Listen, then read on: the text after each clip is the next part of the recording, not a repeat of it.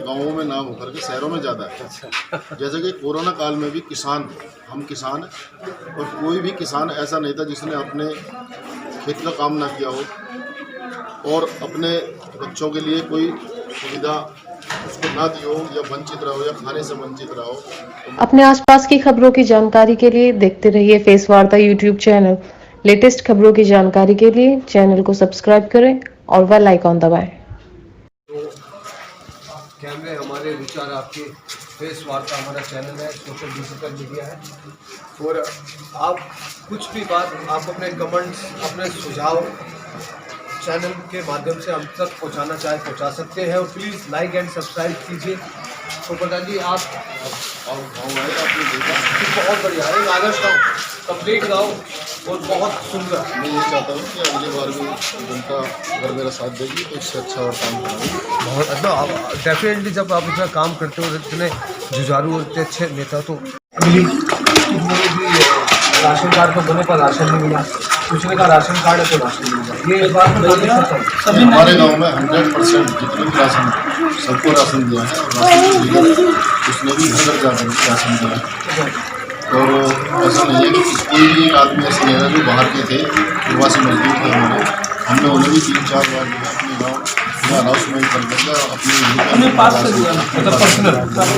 भी दिया है। बाकी गाँव से जो पिटाई थी वो भी हमने करीब 200 आदमी 2-3 बार बाहर के लिए किसान जी, मेरा अगला सवाल ये है कि आपको पता है सरकार द्वारा हमें पट्टे की जमीन इसके बारे में आपने जनता की उसमें क्या है? देखिए, हमारे गांव में पहली बात तो पट्टे की ज़मीन अभी है नहीं और जो हमारे गांव में LMC ज़मीन थी जो मतलब दबंग आदमियों ने वो उन पर कब्जा किया हुआ था, तो करोड़ों रुपए की ज़मीन थी। हमने उसको जो है उनसे दिखाया और उसमें पेड़ पौधे लगाए और आज लोग ग्राम पंचायत के अंदर उसका सौंदर्यीकरण करा करके बच्चों को पार्क की व्यवस्था करें। वो जमीन तो सरकार आपको ऐसे जितने हमारे गाँव में ज़मीन हमें भी जिससे लीज पर मिले ज़मीन उसमें हमने पेड़ पौधे लगाए। इतनी जमीन नहीं थी, इसलिए आपको पार्क प्रधान जी, मेरा सवाल है कि आप जैसे जो भी प्रतिनिधि खड़ा होगा चुनाव में, आपने यहाँ ऐसा आप इस बात से संतुष्ट है कि होना चाहिए? हाँ, ये होना चाहिए और 101% होना चाहिए, सहमत है, 101%। और इसमें कहीं भी जो है माननीय मुख्यमंत्री जो है उनका ये जो विचार है ये सराहनीय है और ये हर ग्राम पंचायत में होना चाहिए जो अपनी सड़क की प्रधान। अभी सूत्रों में पता चला कि एक चीज़ और करने जा रहे हैं कि जिस प्रधान के 2 बच्चे होंगे उसको टिकट मिलेगी, इससे आप संतुष्ट हैं? इससे ठीक है, हम तो इससे भी संतुष्ट हैं। अच्छा है, ये देश के विकास के लिए विकास के लिए ठीक है और इससे क्या जनसंख्या नियंत्रण पर भी लागू होगा कि भाई जिसके 2 बच्चे होंगे वही चुनाव लड़ सकेगा। कोई आपत्ति बात है? आप सहमत है? मतलब सहमत है कि अच्छा डिसीजन। अच्छा डिसीजन। प्रधान जी, अब जब आप पहली बार प्रधान बने तो आपके मन में क्या योजना थी यार, मैं जब प्रधान बनूंगा तो अपने गांव के लिए सबसे पहले ये काम करूँ? सबसे पहले तो जो मैं प्रधान बना तो उससे पूर्व में भी जो हमारा एजेंडा था वो ये था शिक्षा के क्षेत्र में। शिक्षा, हाँ, हमारे यहाँ जो स्कूल की जो हालत थी वो इतनी गंभीर थी कि उसमें भैंस चुनती थी, पशु चुनते थे, आवारा पशु घूमते थे और बच्चे जो है इसी तरह नीचे बैठते थे, चटाइयों पर बैठते थे।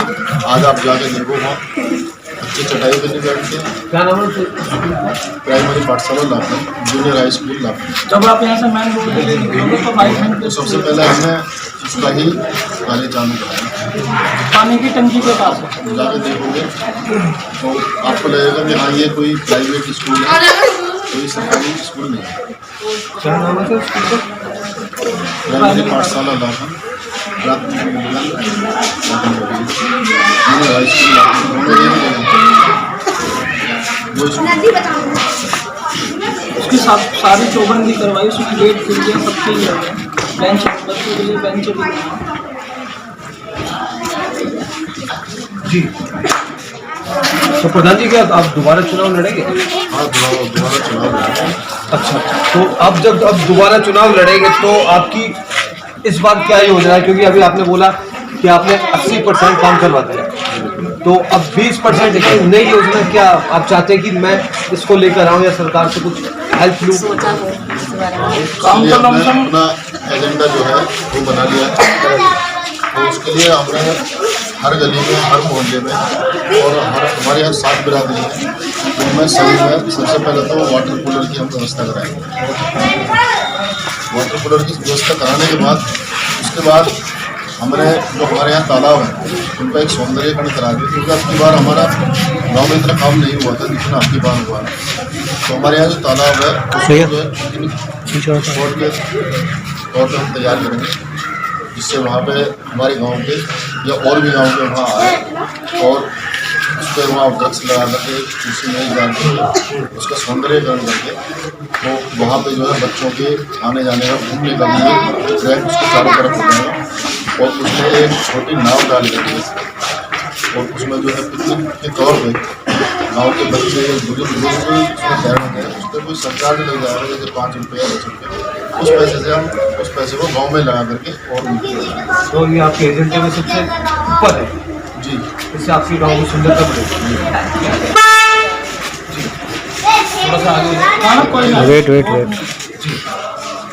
तो प्रधान जी, मैं एक बात और पूछना आपसे चाहूँगा कि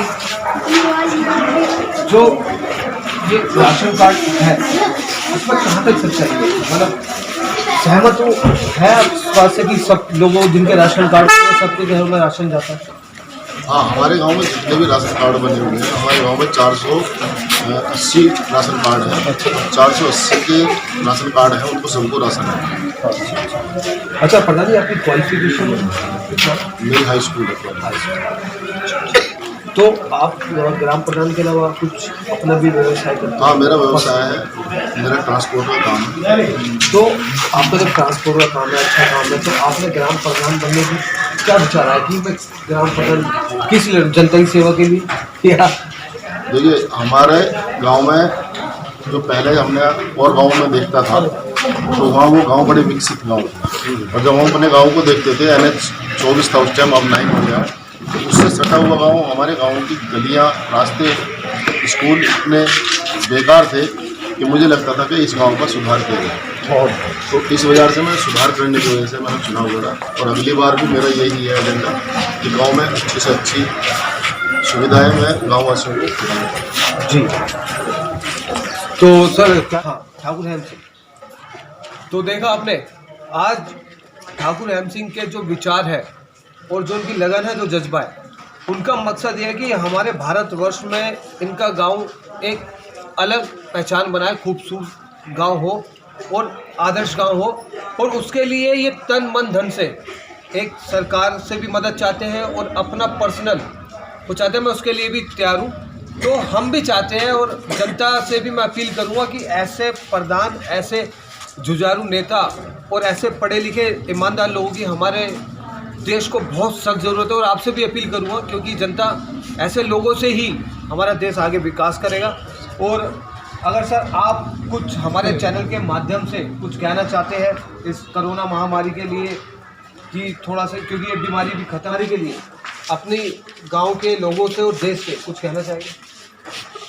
हाँ, बिल्कुल कहना चाहेंगे। देखिए, हमारे पूरे देश में और विदेशों में भी कोरोना का महामारी का ये जो खंड चालू हुआ था, हमारे गांव में भी 1-2 मरीज इस तरह के निकले तो जो कोरोना हुआ, परंतु आज वो स्वस्थ है। 8-7 दिन बाद ही आ गया और वो स्वस्थ है।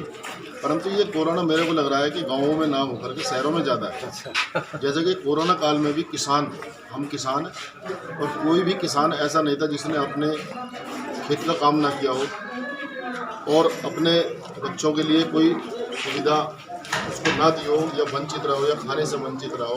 तो मैं तो चाहूँगा कि हमारे गांव में इस तरह की कोई बीमारी थी नहीं, क्योंकि जो भी गए अब वो 2-4 दिन बाद ही ठीक हो गए, स्वस्थ होकर आ गए। मतलब सरकार की अपील है कि आप, सरकार की अपील है, तो मैं यही कहूँगा कि हमारे इसका बीमारी का महामारी है, जो कि मेरे एजेंडे में नहीं था कि हमारे गाँव में रेलवे स्टेशन का, मैंने वो भी मान्य हमारे यहाँ की जो मंत्री है और सांसद भी हैं जनरल VK सिंह जी, मैंने उनके प्रयासों से जो है 3-4 साल भाग दौड़ करके और अपने गांव में एक रेलवे हाल्ट का भी निर्माण जो चालू हो चुका है, तो वो भी सुविधा अपने गांव को दिलाएंगे।